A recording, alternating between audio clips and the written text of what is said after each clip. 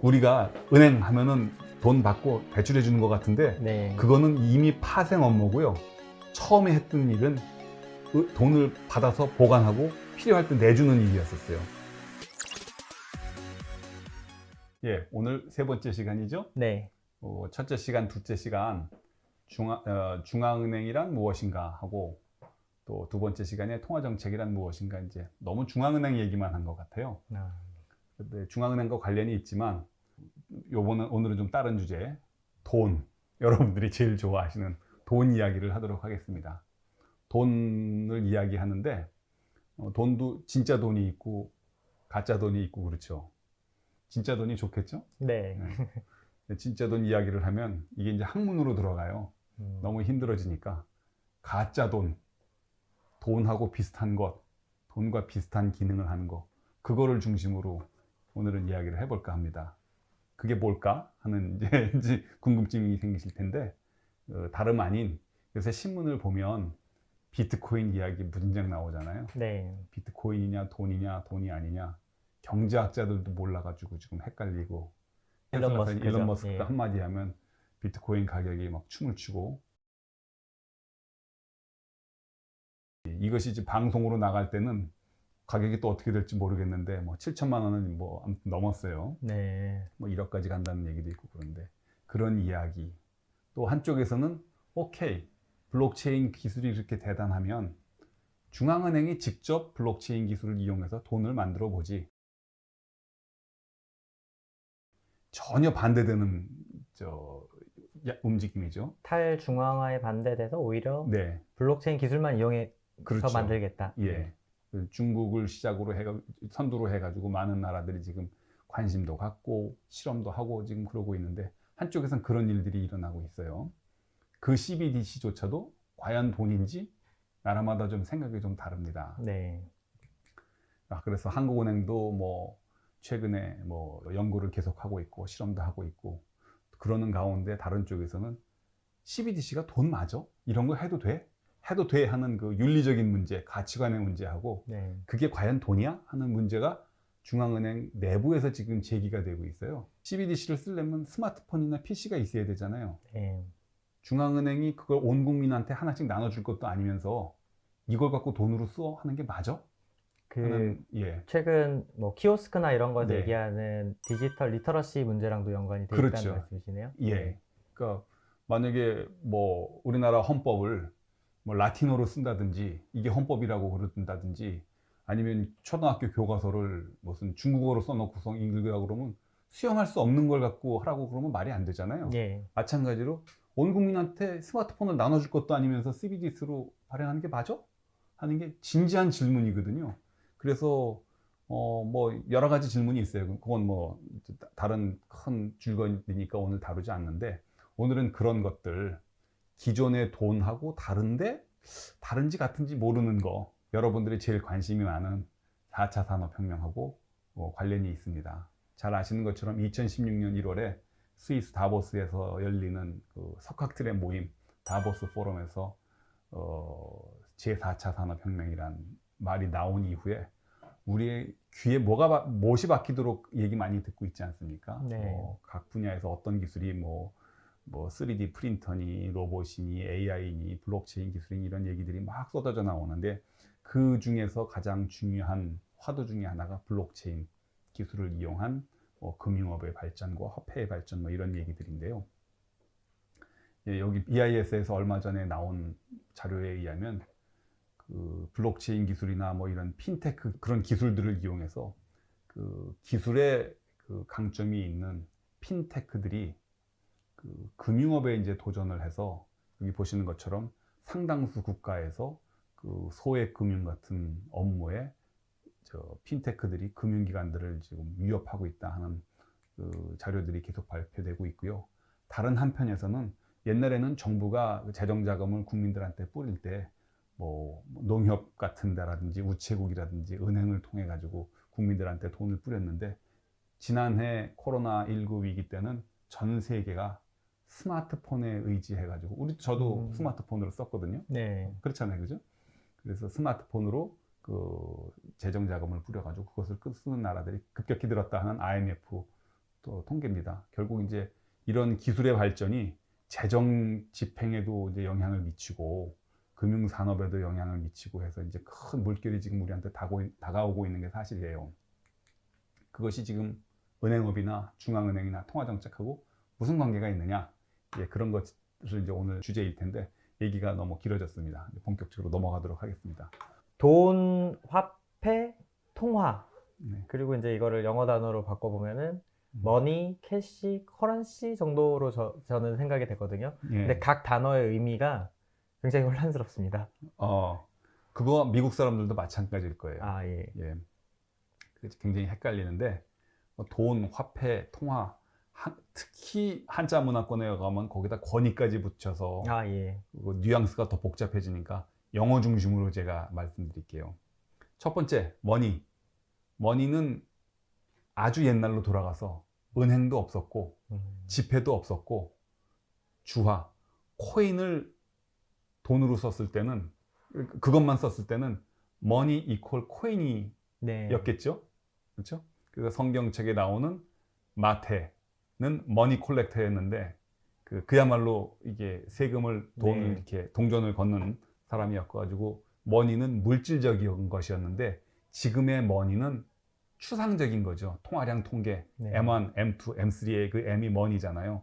머니라고 얘기할 때는 뭔가 추상적인 것, 경제적 효과, 인플레이션을 일으키거나 실업률에 영향을 미칠 수 있는 경제 변수, 이런 추상적인 게 머니고요.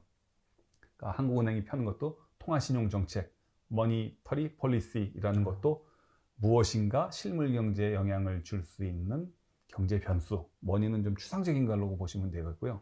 그 반대편, 물질적인 것은 가장 대표적인 게 코인이 있겠고 네. 뱅크노트가 있겠고 그 두 개를 합쳐서 캐시라고 그러죠. 네.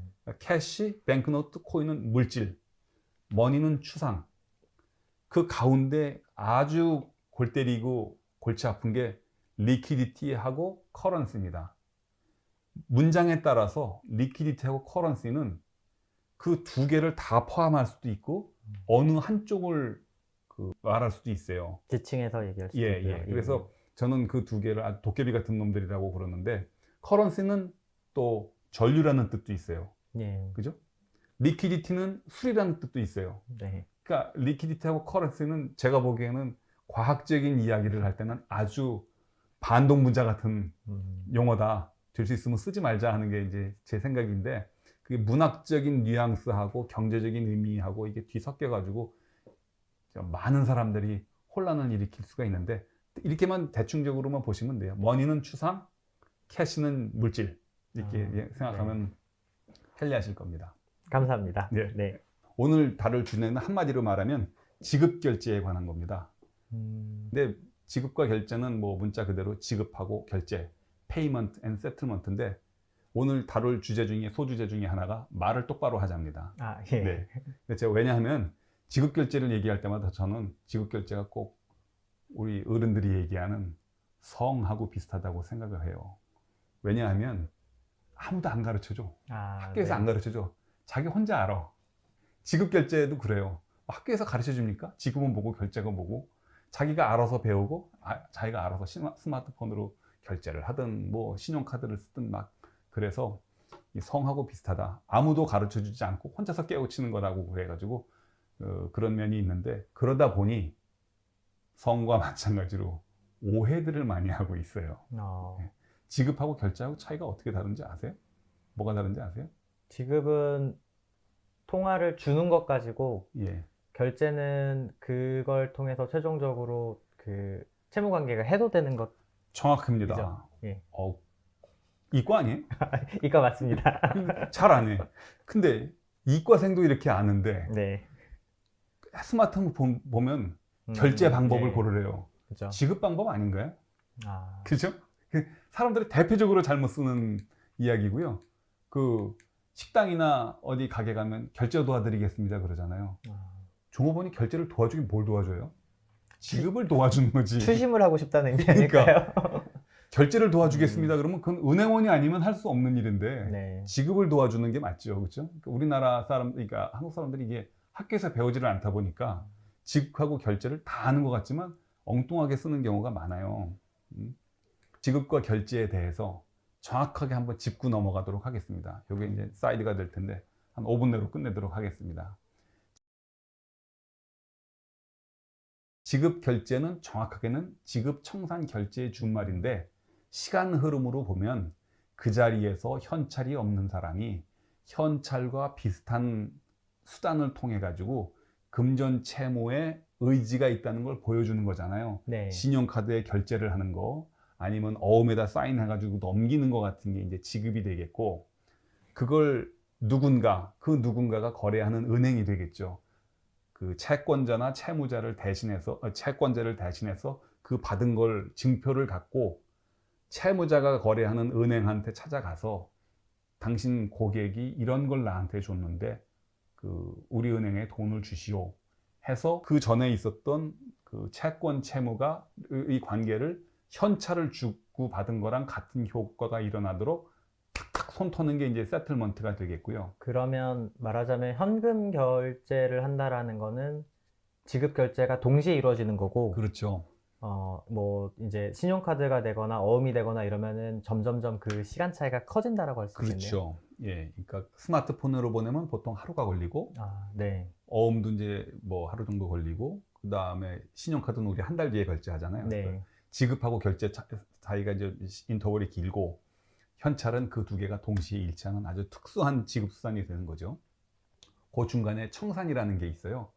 그 은행 고객이 100만 명인데 100만 명 한 사람 한 사람 쫓아다니면서 100만 건 다 처리할 수 없으니까 네.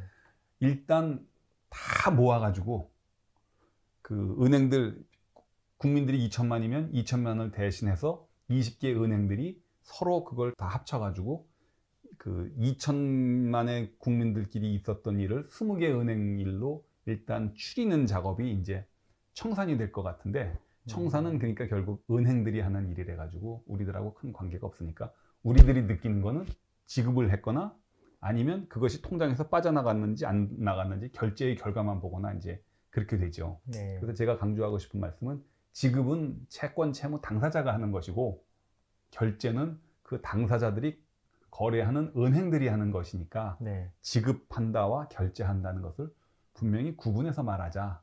이제 그게 제가 드리고 싶은 말씀이고요. 지급 결제를 이야기하는 것은 결국 진짜 돈이 아닌 것, 가짜 돈 이야기를 지금 하는 거예요. 네. 네.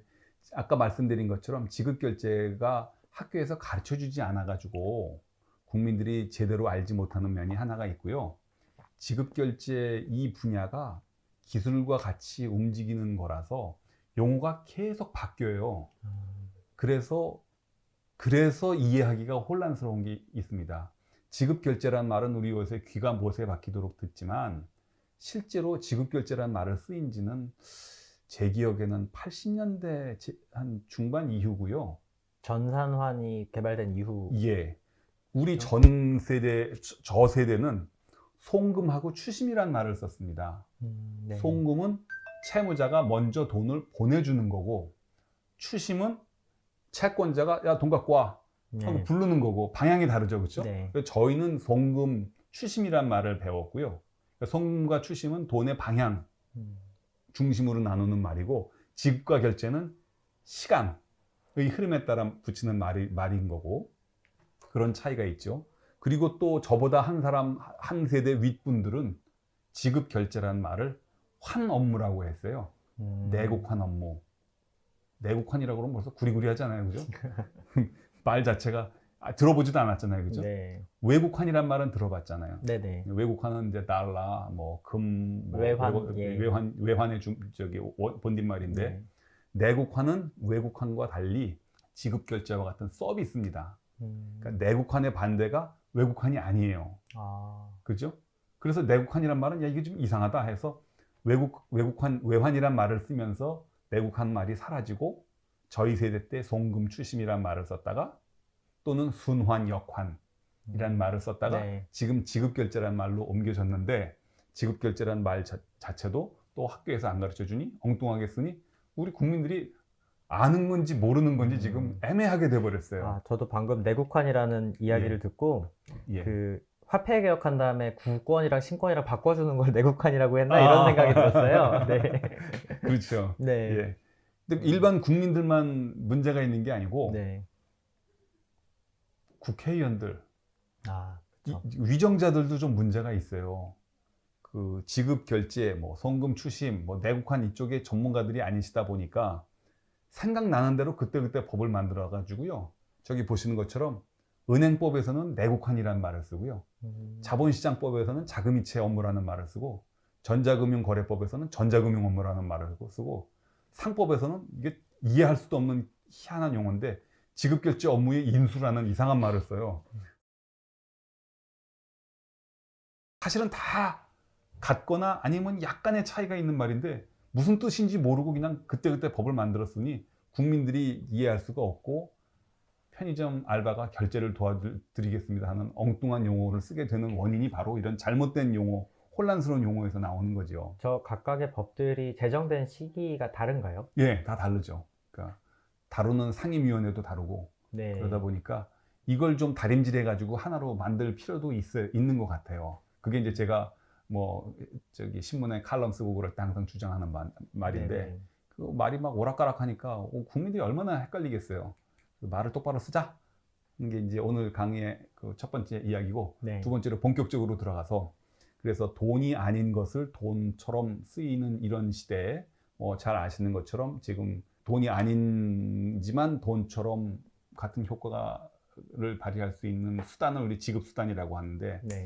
뭐 신용카드도 있고 전자화폐도 있고 뭐 스마트폰을 이용해서 모바일 결제할 수도 있고 뭐 이렇지 않습니까? 네. 그래서 이제 캐시리스 사회로 간다, 보통 그렇게 이야기들을 하는데, 그 캐시리스 사회로 가는 것은 방향이고, 그 뒤를 뒷받침해주는 기술이 블록체인 기술이나 통신 기술 정도가 되겠고,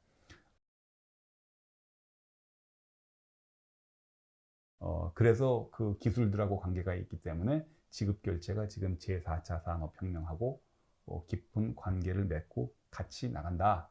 이제 그렇게 말씀드릴 수 있겠고, 요건 제 개인 소견인데 요새 왜 이렇게 지급 결제 갖고 우리 때는 관심도 없었던 게 이렇게 각광을 받고 있나, 이제 이렇게 생각을 한번 해봤어요. 저희가 그 젊었을 때 우리가 고도 성장기에는 경제 성장률이 10%, 전 세계 성장률도 뭐 5, 6% 이렇게 쭉 됐었는데, 갈수록 이게 잠재 성장률이 낮아지고 전 세계가 지금 특히 코로나19 이후에 탈세계화가 진행이 되면서 이게 정체됐지 않았어요. 네.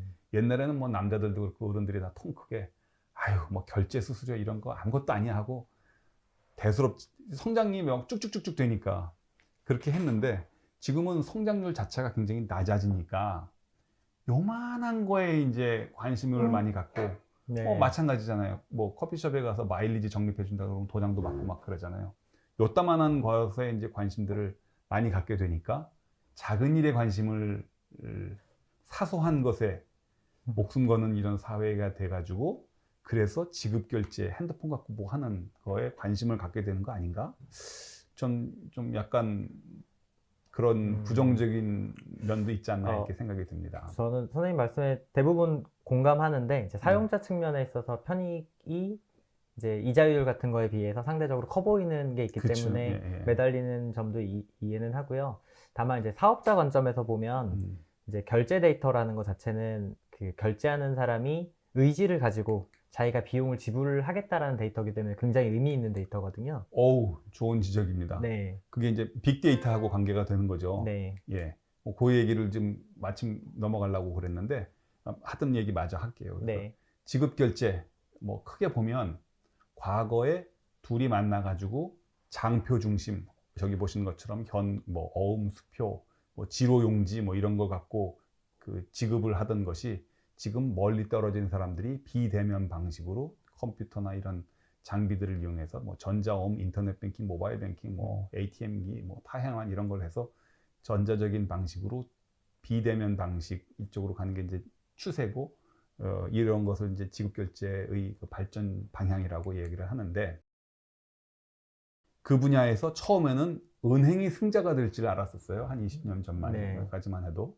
그래서 금융기관이 신기술을 흡수해서 핀테크 쪽으로 간다 했는데, 지금 가만히 보니까 그게 아니고 테크놀로지를 갖고 있는 소위 회사가 말하는 빅테크가 예. 빅테크가 금융업을 먹어버릴 것 같은데 거꾸로 가가지고 이제는 핀테크가 아니고 이제 테크핀이란 말을 하죠. 네. 테크핀이 금융을 먹는다.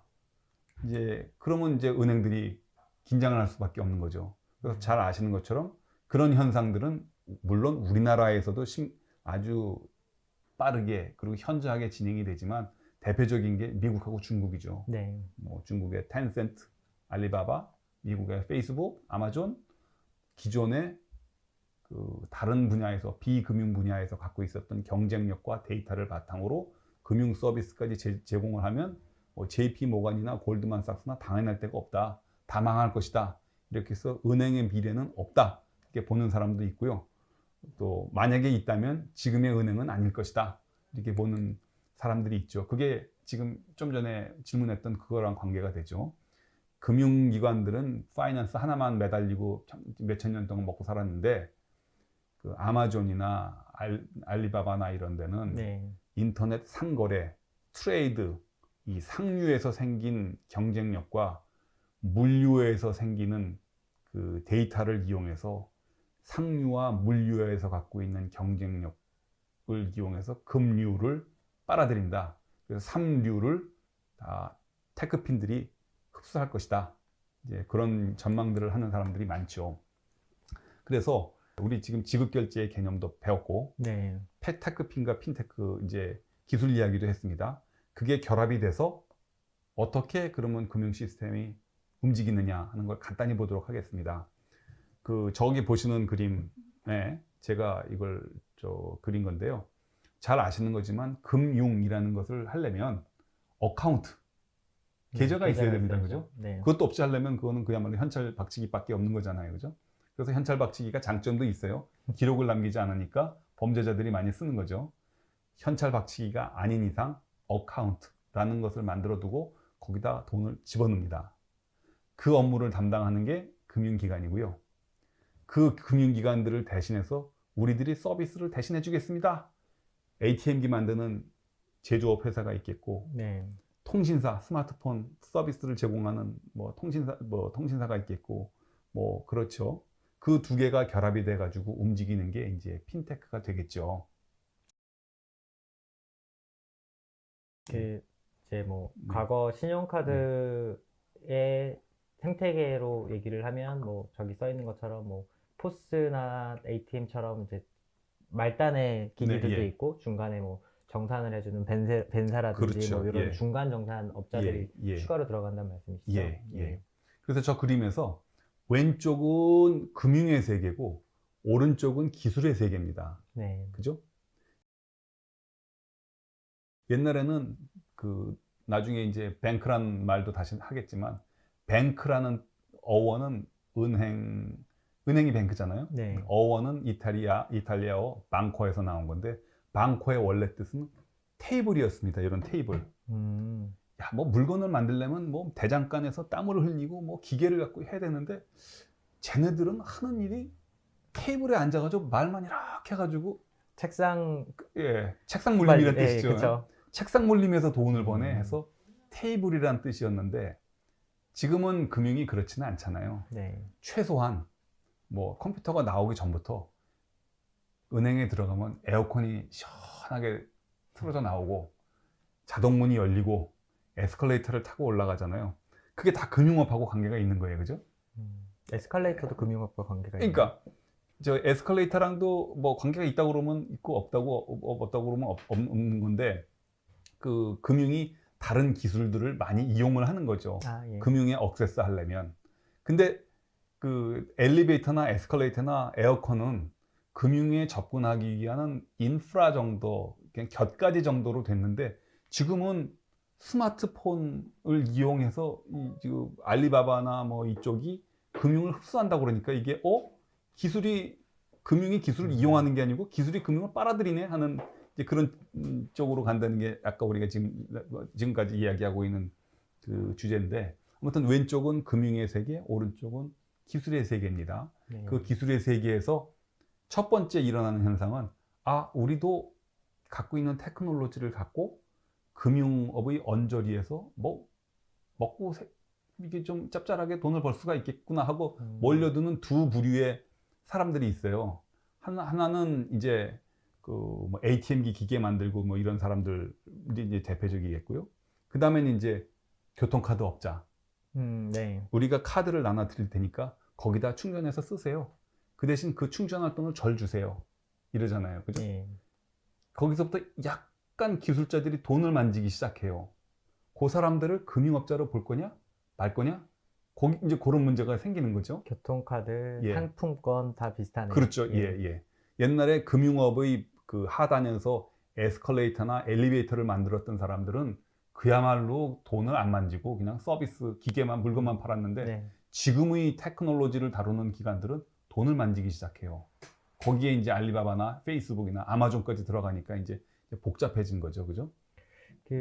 비즈니스 모델의 차이를 보면 네. 이제 ATM기랑 포스기도 또 조금 다른 것 같은데 예. 교통카드랑 비슷하게 포스기는 결제가 일어날 때마다 네. 일정 금액을 수수료로 받잖아요. 그렇죠. 그러니까 그거 아는 사람 많지 않은데요. 그러니까 그런 부분들을 노리고 점점 서비스 쪽으로 확대되는 경향이 있다라는 그렇죠. 말씀이시네요. 예. 예. 뭐 자꾸 엘리베이터 얘기가 나오는데 엘리베이터나 에스컬레이터는 만들어 놓고 한번 팔면 그건데 네. 끝났는데 다만 이론이라도 포스에서 한번 긁을 때마다 또는 ATM기 뭐 한 번 이용할 때마다 20원, 30원 이런 이원이라도 쌓이면 많아지잖아요. 네. 그래서 요게 짭짤하게 돈이 많이 되겠네 하고 거기 몰려드는 거죠. 그래서 기술과 금융이 뭉쳐서 지금 뭐 디지털 금융이라고 말하는 사람도 있고 핀테크라고 말하는 사람들이 있는데 이제 그쪽으로 이제 돌아간다.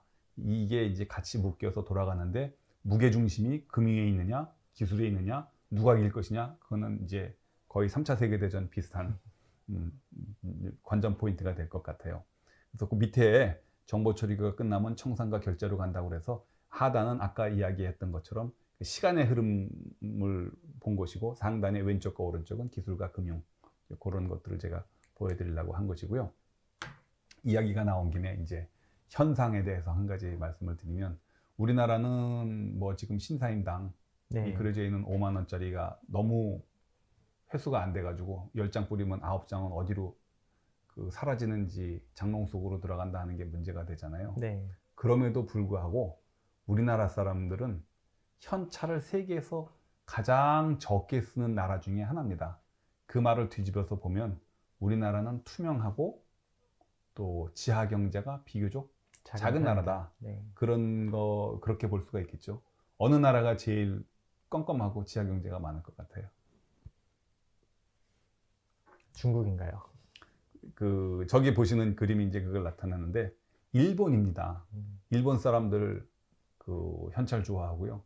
신용카드 잘 안 씁니다. 그러니까 제가 조금 애매하게 느껴지는 건 지하 경제라고 말씀하셔서 네. 지하 경제의 산출 규모랑 현금 사용률이랑 그게 직접적으로 연관을 지을 수 있을까요? 정확하지는 않지만 네. 사람들이 관념적으로 생각할 때 기록을 안 남기는 현찰이 지하 경제랑 가깝기 때문에 명목 GDP 대비 현찰 발행 그 비율을 보자. 그렇게 봤더니 한국은 평균 이하이기 때문에 좀 비교적 투명한 사회고요. 제일 투명한 사회는 저 북구, 스웨덴, 덴마크 이쪽은 네. 땅덩어리는 넓고 사람들은 적기 때문에 있는 돈 갖고 누가 세뱃돈을 주더라도 그거 들고 은행에 예금하러 가려면 차 몰고 30분씩 가야 되고 그것도 눈도 많은 나라인데 네. 너무 귀찮아가지고 현찰을 주면 싫어합니다. 그리고 식당 지금 뭐 가보신 분은 아시겠지만 식당이나 대도시 이외에는 지방에 가면 현찰 주면 받지도 않아요. 그러니까 법화로서의 우리가 생각하는 법화의 효용이 통하지 않는 신용카드로 결제해 주세요. 뭐 이러지 현찰을 받지도 않는데요. 스웨덴, 덴마크 이 북구가 세계에서 가장 현찰 비율이 낮고 우리나라는 상당히 낮은 나라에 속하고 중국, 일본 같은 데가 좀 높고 그래서 우리나라는 현찰 사용 비중이 낮은 대신에 지급 결제나 핀테크 쪽은 일단 세계 선두권이다. 이렇게 네. 생각하시면 될 것 같다는 게 이 그림의 메시지입니다. 근데 이제 제가 들었었던 얘기는 뭐 한 3에서 5년 전만 해도 중국에 가면 거지들도 뭐 기부금을 QR코드로 받는 데더라. 예. 이제 캐시리스가 훨씬 더 많이 왔고 네. 그 배경에는 이제 신용카드 사회를 건너뛰었기 때문이다. 뭐 이런 얘기를 들었던 것 같은데 네. 이제 지금 보여주신 거에 보니까 예. 현찰 사용 비율은 그럼에도 불구하고 우리나라보다 훨씬 높네요. 예, 예. 음, 그 중국하고 한국의 차이가 뭐냐 하면 네. 그 한국 사람들은 신용카드만 좋아해요. 아, 예. 그 2000년대 DJ 정부 때 그 소득공제도 소득공제를 해주고. 통해서 세원 발굴을 위해서 신용카드를 많이 보급했기 때문에 중국은 또 그게 있어요. 그 신용을 남한테 얻으면 뭐 내가 거지냐? 아, 야, 어떻게 부끄럽게 식당에서 밥을 먹었으면 그건 돈으로 계산해야지 신용카드를 써? 해서 중국 사람들은 현찰로 거래를 하거나 아니면 선불카드, 네. 충전해 놓고 쓰는 선불카드를 아. 쓰는데 그 알리페이 같은 게 전형적인 선불카드죠. 예. 미리 충전해 놓고 우리의 교통카드랑 똑같은 거죠. 교통카드의 스마트폰 버전이 알리페이인데 중국 사람들은 그걸 압도적으로 많이 쓰고요. 우리나라는 후불카드, 신용카드를 많이 쓰는 그 차이가 있죠. 그럼 그래서 아까 예. 보여주신 거는 그 현찰에 예, 선불 카드까지 포함시킨 수치겠군요. 예. 음, 그래서 요거는 이제 저 현찰 비중이고요. 네. 요거는 명목 GDP 대비 그 카드 사용. 네. 근데 저 카드 사용 중에서도 중국은 선불카드, 네. 우리는 후불카드. 그래서 그 차이가 어디서 나타났냐 하면 이 그림이 네. 제가 아까 말씀드린 우리나라 사회의 가장 큰 문제 중에 하나인데 선불카드도 쓸 수 있고 후불카드도 쓸 수 있어요. 근데 영국 같은 나라는 신용카드 잘 안 쓰고요. 다 선불카드 씁니다. 아까 얘기한 대로 일본이나 영국이나 중국은 식당에서 10만 원짜리 이하를 먹으면서 뭘 남의 돈을 쓰냐. 그건 신사도에 맞지 않는다고 생각을 하는데 네. 우리는 라면집에 가서 7천 원짜리 라면 먹고도 신용카드를 긁어요. 편의점에서 1,000원짜리 사도 그렇죠. 긁습니다. 네. 이게 남들이 보기엔 이게 비정상입니다. 그래서 우리나라는 신용카드를 너무 많이 쓰는데 그러다 보니 생긴 게 2005년에 신용카드 대란, 네. 과소비 이런 문제가 있고 또 거꾸로 그 영세 자영업자 입장에서 보면 신용카드 수수료를 많이 내잖아요. 배달의 민족 같은 배달하는 업체에다 주는 수수료도 많은데 신용카드 수수료까지 주니까 이게 너무 많은 돈이 주는 것 같다고 해서 지금 문제가 되고 있는데요. 우리나라는 이제 그런 게 좀 심각하죠. 아무래도 선불카드, 알리페이는 수수료가 적습니다. 네. 예. 우리 수수료는 신용카드 회사가 회사채를 자기 신용으로 회사채를 발행한 그 돈 갖고 먼저 지급을 해준 다음에 한 달 뒤에 우리한테 결제를 하는 거기 때문에 이자 비용이 들어가 있어서 수수료가 더 많고요. 네. 선불카드는 자기 돈 디포짓 해놨다가 그 돈으로 결제하는 거니까 그 수수료는 적죠. 그러니까 좀 그런 차이가 좀 있는데 이제 조금 테크니컬하게 네. 들어가는 얘기 같긴 한데 선불 카드와 이제 흔히 체크 카드라고 얘기하는 카드와 신용 카드가 각각 역할이 다르잖아요. 좋은 질문입니다. 예. 네. 제가 테크니컬한 걸 그냥 넘어갔는데 네. 예리하게 지적해 주셨어요. 시간의 흐름에 따라 선불카드, 직불카드, 네네, 직불 카드. 후불카드. 체크카드라는 것은 직불카드이죠. 예. 그 자리에서 내 예금 통장에서 돈이 바로 빠져나가는. 가게 주인 예금 통장으로 그냥 집어넣어준다. 직불카드고요. 그 앞뒤로 선불카드와 후불카드가 있는 건데 기술적으로는 뭐가 제일 어렵겠어요? 바로 실시간으로 넣어주는 게 제일 어렵네요. 그렇죠. 나의 거래 은행과 너의 거래 은행이 컴퓨터로 다시 한번 키스를 해서 정보를 확인한 다음에 주잖아요. 네. 선불이나 후불은 이미 디포지를 해놨거나 후불이기 때문에 신용카드 오케이 당신 카드 고객이 이 가게에서 물건 썼어? 컨펌만 하고 한 달 뒤에 돈은 한 달 뒤에 움직이기 때문에 보안성이 그렇게 중요하지는 않아요. 네. 근데 직불은 그 현장에서 모든 게 이루어져야 되기 때문에 테크놀로지가 많이 필요하죠. 스웨덴이나 덴마크 같은 데는 지금 온 국민이 거의 대부분이 직불로 씁니다. 직불은 내 돈에서 저 사람 통장에서 통장으로 바로 돈을 가니까 물건을 파는 사람 입장에서도 수수료를 별로 내질 않죠. 그래서 가장 좋아하는 건데 우리도 이제 그쪽으로 가야 될 것 같기는 해요. 조금 더 기술적으로 말씀드리면은 제가 이해하고 있는 범위 내에서는 직불 카드는 말씀하신 것처럼 통장에서 통장으로 가는 거기 때문에 사용할 때 비밀번호가 필요하고 체크 카드는 신용카드 망을 사용하는데 동작이 직불처럼 돼서 비밀번호가 필요 없는 그런 카드 아닌가요? 복잡한데? 어떻게? 왜 필요 없다고요? 그러니까 망 사용이 다른 걸로 저는 이해를 하고 있었거든요. 망 사용도 물론 다르죠. 네, 그러니까 예. 체크카드는 그러니까 예. 동작은 지불카드랑 비슷하게 하는데 예. 신용카드 망을 이용하는 걸로 알고 있습니다. 예. 예. 그건 너무 어려운 얘기예요. 아, 예. 직불 카드도 진정한 직불 카드가 아니에요. 지금 얘기하신 대로. 네. 우리나라는 무늬만 직불이지 얘기하신 대로 신용카드, 네. 후불 카드망을 이용하고 있기 때문에 다른 나라에 비해서 수수료도 조금 높은 편이고 테크놀로지가 거기까지 가기 전에 직불 카드를 추구했기 때문에 약간 좀 국제적인 표준하고는 좀 다른 건데요. 네네. 네. 그래서 이름도 체크카드라고 붙인 것 같아요. 체크카드는 원래 미국에 있는 특정 회사의 이름이었는데 데일밴드 같은 거군요. 예, 그렇죠. 라이방, 네. 바바리코트 같은 네. 그 회사 이름이 그냥 대명사가 돼버린 케이스인데 체크카드의 공식 이름은 직불카드입니다. 근데 그 기술적으로 좀 어렵다는 말씀을 드리고요. 지급 결제라고 하면 이제 최종적으로 결제가 돼서 해도된다라고 하셨는데 예. 우리가 흔히 결제업자라고 부르잖아요. 네. 그 결제업자들이 하는 일은 어떻게 정의를 해야 될까요? 어떻게 내 마음속을 이렇게 잘 알고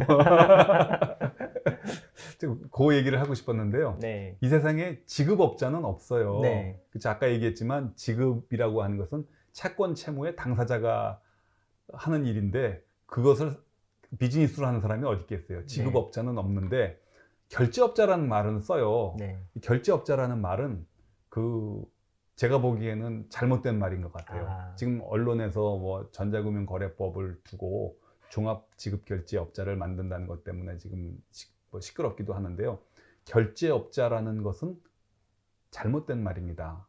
왜냐하면 아까도 얘기했지만 결제는 채권 채무의 거래 은행들끼리 최종적인 채권 채무를 완성시키는 일이기 때문에 은행의 부수 업무이지 결제업자는 따로 있을 수가 없을 것 같아요. 네.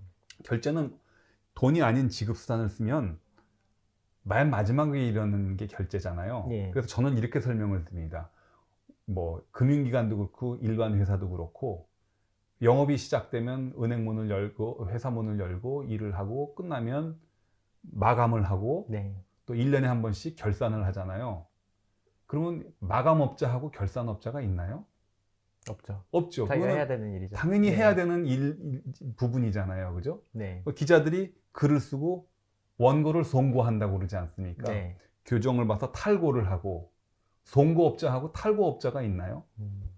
그냥 기자지요. 그죠? 예. 그러니까 송고와 탈고는 기자가 하는 일의 어떤 특정한 작업을 이야기하는 것이지 그걸 업자라고 말할 수 없듯이 결제는 그 지급을 하는 사람들을 대신해서 그 거래하는 은행이 최종적으로 완성시키는 것이라서 결제업이라고 하면 은행업의 다른 이름일 뿐이고 결제업자는 그거는 그 핀테크 업자가 할 수 없는 일이다. 이제 그렇게 저는 생각을 하고 있습니다. 핀테크 업자가 은행이 되지 않는 이상 불가능하다 이런 말씀이시네요. 그렇죠. 그래서 네네. 그거는 약간 혼란을 유발하는 말이 아닌가. 이제 그런 비슷한 말이 근데 우리 아까 뭐 다시 설명을 하겠지만 여러 가지 법률에서 자금이체라는 말도 쓰고 전자금융이라는 말도 예. 쓰고 막 그러잖아요. 그런 모든 일들의 의미가 무엇인가를 가만히 정리를 해서 법마다 그 용어를 일정하게 똑같은 용어를 쓰든지 이렇게 해야 되지 않는가 이제 그렇게 생각을 합니다. 그 지급결제라는 말에 대해서 일반 국민부터 법을 만드는 사람까지 너무 혼란스럽게 쓰는 것 같아요. 그 말씀 들어다 보니까 또 추가로 질문이 생기는데 예. 왜 우리가 그 지급 결제를 하다 보면 취소를 하는 일도 생기잖아요. 예. 그러면 취소가 되는 건 이미 예를 들어서 제가 신용카드로 10,000원을 결제를 했는데 이거 계산이 잘못돼 가지고 12,000원을 결제했어야 된다라고 예. 취소를 한다라고 예. 하면 그 취소되는 것들에 대한 책임은 누가 지나요? 그거는 신용카드 회사하고 네. 그다음에 그 단말기가 깔리는 그 업자하고의 문제이기 때문에 네. 그 두 사람끼리 해결을 하겠죠. 근데 그거는 큰 문제는 안 돼요. 그거는 정보를 주고받은 일이지 아직 결제, 네. 돈이 오고 가지는 않았기 때문에 상당히 사소한 문제가 되겠죠. 근데 실제로 돈을 송금을 해놓고 나서 다시 돌려받으려고 그러면 안 줘, 이제 이런 문제가 네. 생기잖아요. 신용카드 단말기 앞에서 일어나는 결제 취소 얘기는 그거는 아주 사소한 카톡 잘못 보내는 거 정도? 그것도 예. 큰 문제가 될 수 있나? 이제 그 정도니까 그 금융 차원에서는 큰 문제는 되지 않고 그럴 것 같습니다. 결제가 이루어진 다음에 이걸 예. 환불받는 일 자체는 그때는 이제 그 공정거래위에서 담당하는 전자상거래법이든지 네. 이런 거에 의해서 이제 보호를 해줘야 되겠죠. 물건을 리턴했으면 돈을 돌려줘라. 네. 잘못 보내줬으면 갚아라. 이렇게 이런 것들은 전자상거래법에 의해서 공정거래위원회가 이제 담당하게 될 일이고요. 단순히 뭐 10,000원을 20,000원으로 계산했다든지 하는 거는 뭐 연필로 쓴 거 지우고 다시 쓰는 거 정도의 그 좀 큰 일은 아닐 것 같아요. 그러면 마이너스 결제라는 것도 결국에는 이런 전산망이 생긴 다음에 생긴 개념이겠네요. 마이너스 결제? 예, 그러니까 그 취소 결제는 실제로 보니까 10,000원을 결제를 한 거를 취소를 해라가 아니라 10,000원을 결제한 다음에 마이너스 10,000원을 결제를 하는 식으로 취소를 시키더라고요. 네. 그거는 이제 컴퓨터 조작상의 문제겠죠. 그죠? 네. 예.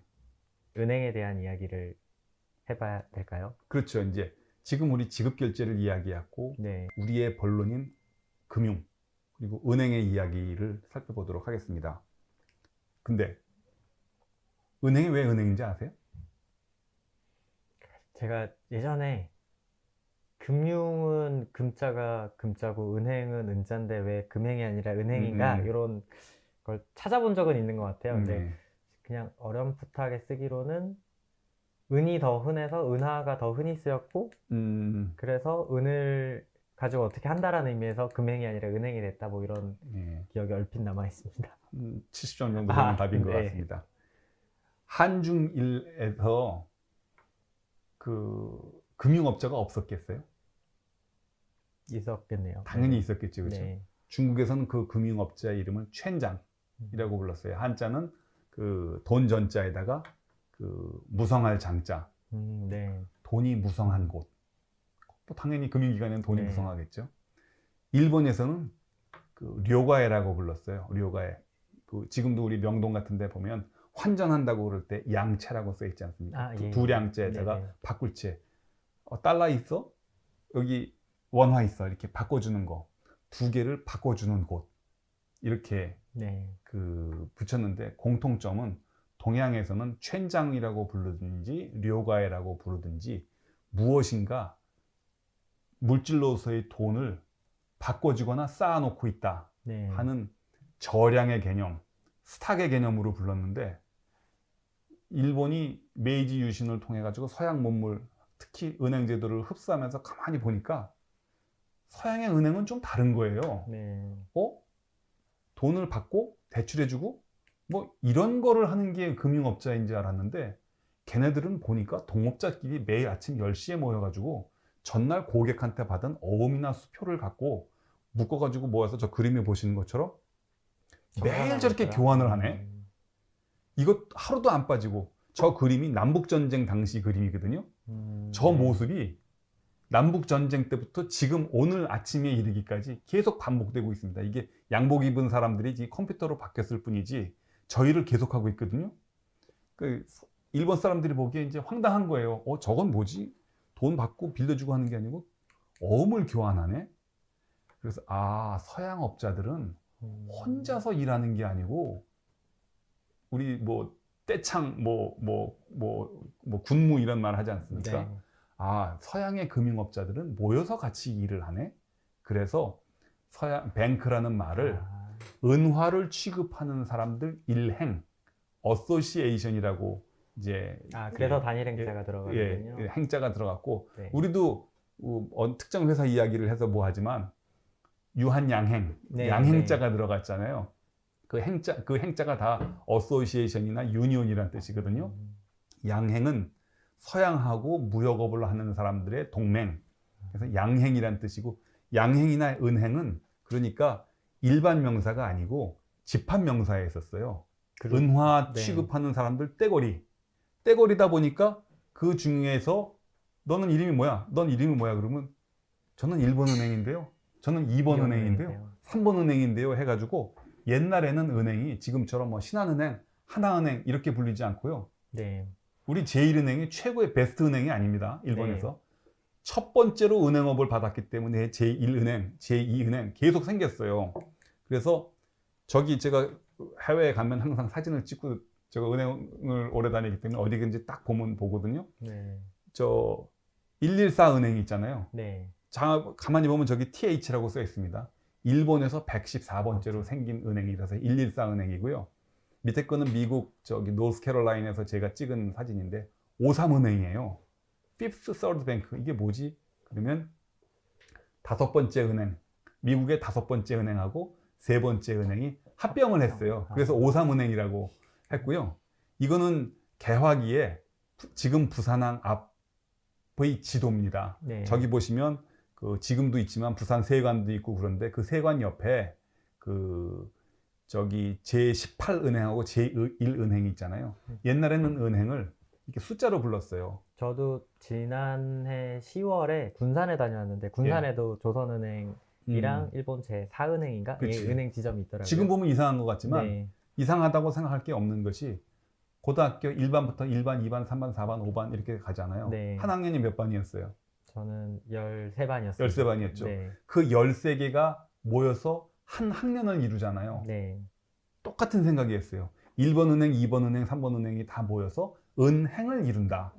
그래서 이제 숫자로 불렀었던 건데 지금은 이제 그 이제 고유한 이름을 붙이죠.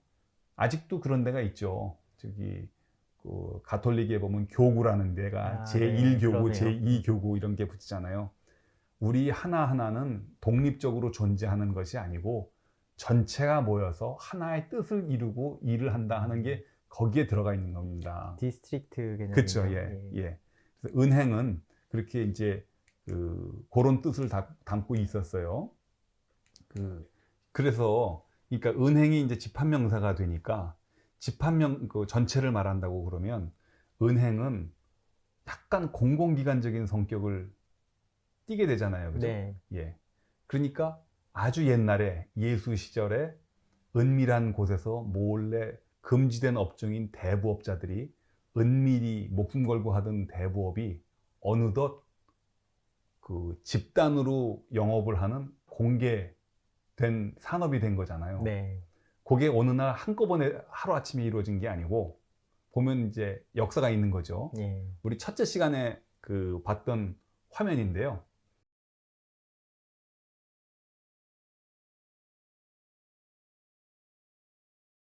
그 은행이 어떻게 발전했는지 초창기 은행들을 우리가 다뤘었잖아요. 네.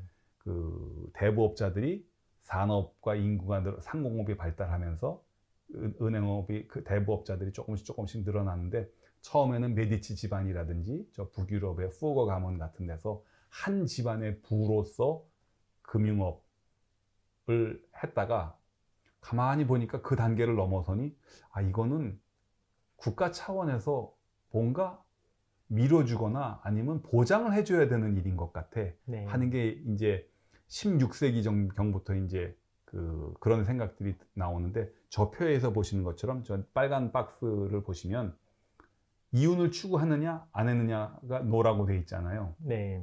이윤을 추구하지 않는 은행들을 만들기 시작했어요. 그 은행들이 무엇을 했느냐? 첫 번째 한 것은 이윤을 바라지 않고 공짜로 대출을 해주거나 예금을 받는다는 뜻이 아니고요. 저 조직들이 했던 일은 첫 번째는 지급결제입니다. 그러니까 우리가 은행 하면은 돈 받고 대출해 주는 것 같은데 네. 그거는 이미 파생 업무고요. 처음에 했던 일은 돈을 받아서 보관하고 필요할 때 내주는 일이었었어요. 전표 같은 개념도 있었나요? 그러니까 예를 들어서 내가 금이 됐던 뭐 금화가 됐던 맡겨놨으니까 이 중에 얼마를 여기 가져가서 쓰세요. 그러니까 어음 같은 것도 발행을 했나요? 그거는 은행이 발행하는 게 아니고 네네. 예금주가 네. 발행을 하는 거죠. 그러니까 그 은행들이 그걸 다 인정을 해줬다는 그렇죠. 말씀이신 거죠? 예. 그게 바로 수표인 거죠. 네. 그러니까 내가 돈을 100만 원을 은행에다 갖다 놨는데 그 은행에서 수표용지를 줘요. 예. 야, 이거 봐. 내가 거래하는 은행에서 준 용지인데 이거 갖고 가고 너 저 은행에 가면 거기서 당신한테 돈을 줄 거야 하고 주는 게 어음이나 수표잖아요. 네. 그걸 갖고 은행에 보여주면 그 사람이 아 오셨습니까 하고 돈을 내주는데, 그러니까 이제 은행이 하는 일은요, 돈과 돈이 아닌 것을 바꿔주는 일. 은행이 지금 우리가 말하는 핀테크 업자가 했던 일을 은행이 한 거죠. 네. 이제 이해가 되시겠어요? 네. 왜 처음에 지급결제 이야기를 해서 그게 은행 이야기로 오는지. 지금은 은행과 핀테크 업자가 다른 것 같지만 옛날에는 은행이 핀테크 업자였던 거죠. 그 핀테크 업자는 어디서 그 핀테크 업자로서 일은 어디서 시작됐냐면 돈을 미리 맡아두고 보관하는, 지금으로 따지면 선불 카드 업자 역할을 했었고, 그 선불 카드 업자의 최고 대빵이 지금의 중앙은행인 거죠. 네.